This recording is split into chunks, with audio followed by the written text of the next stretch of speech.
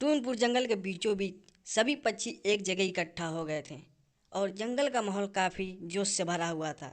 सभी पक्षी चारों तरफ से घेर के एक जगह बैठे हुए थे क्योंकि जंगल में अब रेस होने वाली थी। वो रेस टूनी और कालू कौवे के बीच होने वाली थी। इस रेस का कारण कालू कौवा था।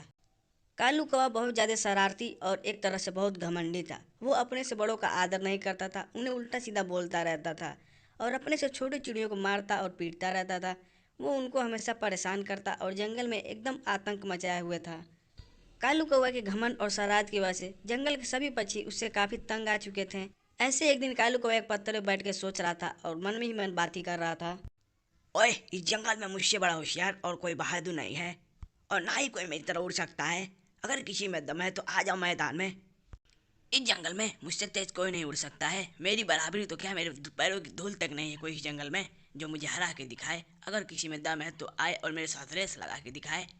ऐसे ही कालू कौवा अपने बारे में प्रशंसा करता है और अपने से छोटे चिड़ियों को मारता रहता है। ऐसे एक दिन पेड़ पर बैठ के एक छोटी चिड़िया को वो डंडे से मारता है और उसका सर फोड़ देता है मार के।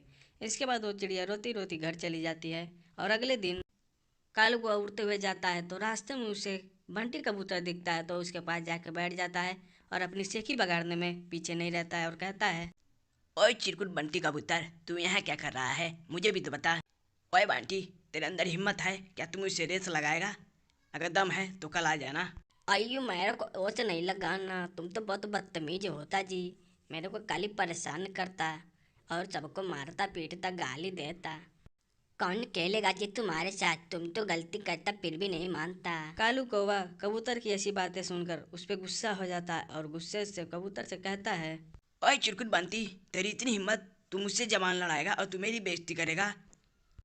और तू कान खोल के सुन ले, तू मुझे रेस लगाना है मेरे साथ, नहीं तो अभी उठा के मैं तुझे पटक दूंगा।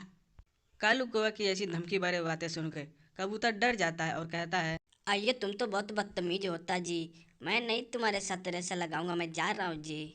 बंटी कबूतर कालू कौवे के ऐसे बर्ताव से डर के मारे वहां से चला जाता है और मिट्ठू तोता के घर पहुंच के कालू कौवे की शरारत को बताता है और कहता है। अयो मिट्टू दादा, कालू कौवा बहुत बदतमीज होता जी। वो मेरे को मारने को धमकी देता। अरे अरे, डरो मत भाई, डरो मत। हाँ, मुझे पता है कालू कोए की शरारत बहुत बढ़ गई है। उसका कुछ न कुछ तो करना ही पड़ेगा। चलो मैं कुछ सोचता हूँ। बंटी कबूतर मिट्ठू दादा से बात करके टूनी के यहाँ पहुँचता है और टूनी को सारी बातें बताता है कि कैसे उसे कालू कौवे ने धमकाया है और रेस के लिए चुनौती दिया है। अयो टोनी चिड़िया, मेरे को कालू ने मारने की धमकी दी है, बोला रेसे लगाओ नहीं तो बहुत मारूंगा। अयो मैं क्या करूँ जी, तुम ही बताओ अब। हाँ हाँ बंटी भैया, आप डरिए मत। मुझे पता है कालू कौवे की शरारत बहुत बढ़ गई है। वो छोटे छोटे बच्चों को मारता भी है और उनके साथ दुष्टता भी करता है। अयो आपको तो सब पता जी, लेकिन फिर भी आप कुछ नहीं करता। कुछ करिए जी, नहीं तो बहुत ज़्यादा दिक्कत होगा।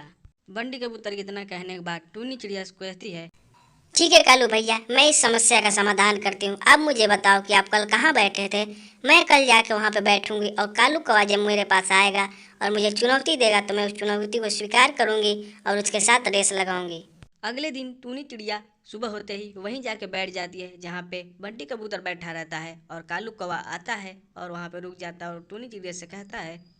ओए टूनी, तू यहाँ क्या कर रही है? ये तो कबूतर का घर है, यहाँ वो बैठता रहता है। मैंने उसे कल चुनौती दी थी, वो कहाँ भाग गया डरपोक कहीं का।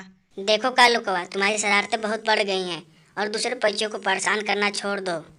और रही बात मैं यहाँ क्या कर रही हूँ, तुम्हें इससे क्या लेना देना। और हाँ, तुम बंटी कबूतर को परेशान करना छोड़ दो, नहीं तो अच्छा नहीं होगा तुम्हारे लिए।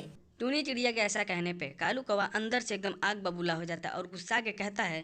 ओए टूनी, तू बंटी की तरफ से आई है तो ये तेरे अंदर ही इतना हिम्मत है तो तू ही रेस लगा ले। और हाँ, जो जीतेगा इस जंगल में रहेगा और जो हार जाएगा ये जंगल छोड़ के चला जाएगा। कालू के चुनौती देने के बाद टूनी चिड़िया कुछ सोच के कहती है। हाँ हाँ, हो जाए रेस, देख लेंगे। और हाँ, अपनी चुनौती को याद रखना, अगर तुम हारे तो जंगल तुम्हें छोड़ के जाना पड़ेगा। ओए टूनी, मुझे मंजूर है। टूनी और कालू कौवा बातें करने के बाद जंगल में अगली सुबह रेस के लिए आकर तैयार हो जाते हैं और इधर जंगल में रेस के लिए चारों तरफ जोरों शोरों से तैयारी चल रही थी और सभी पक्षी चारों तरफ से घेर के बैठे हुए थे और आपस में बातें कर रहे थे। अरे वाह, आज तो रेस होने वाली है और टूनी और कालू के बीच। अगर कोई हारा तो इस जंगल को छोड़ के जाएगा। मैं तो चाहता हूँ कालू कौवा हार जाए और जंगल छोड़ के चला जाए। इधर रेस के सारे नियम सभी को बता दिए जाते हैं कि अगर जो हारा वो जंगल छोड़ के जाएगा, और इधर रेस शुरुआत हो जाती है। शुरू के कुछ दूरी तक कालू और टूनी एक साथ उड़ते हैं और थोड़ी दूरी पर जाके टूनी चिड़िया कालू कौवे से आगे हो जाती है। टूनी चिड़िया कालू कौवा से बहुत आगे थी, तभी वो दोनों पहाड़ों के बीच से गुजरते हैं। तभी एक बाज कालू कौवे को झपट्टा मार के नीचे गिरा देता है। इसके बाद बाज और कालू कौवे के बीच बहुत लड़ाई होती है। ऐसा देख टूनी चिड़िया कालू कौवे को बचाने के लिए वहाँ आती है और वो बाज से लड़ाई करने लगती है। उसी बीच कालू कौवा वहाँ से भाग जाता है। इस लड़ाई को रोकने के लिए कबूतर आता है और कबूतर को देख के बाज भाग जाता है, और दूसरी तरफ कालू कौवा उड़ के वहाँ पे रेस ख़त्म कर देता है और बहुत चालाकी से कहता है कि मैंने रेस जीत लिया है और टूनी को भी जंगल से बाहर निकाल दो।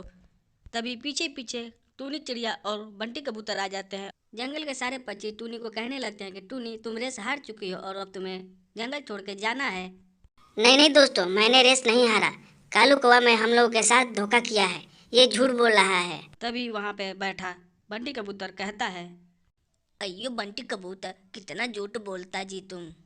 अयो सुनो दोस्तों, कालू कौवे को बाज ने पकड़ लिया था और उसको छुड़ाने के लिए टूनी चिड़िया गई। अच्छा मौका देख के कालू कौवा से भाग आया और तुम लोगों से आके ऐसी बातें करता जी।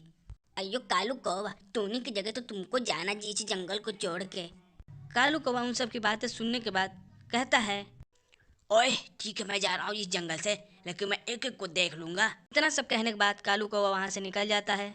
तो दोस्तों, आपको ये कहानी कैसी लगी? अगर अच्छी लगी हो तो वीडियो को लाइक करिए और हमारे चैनल को सब्सक्राइब करिए। अगला पार्ट जरूर आएगा।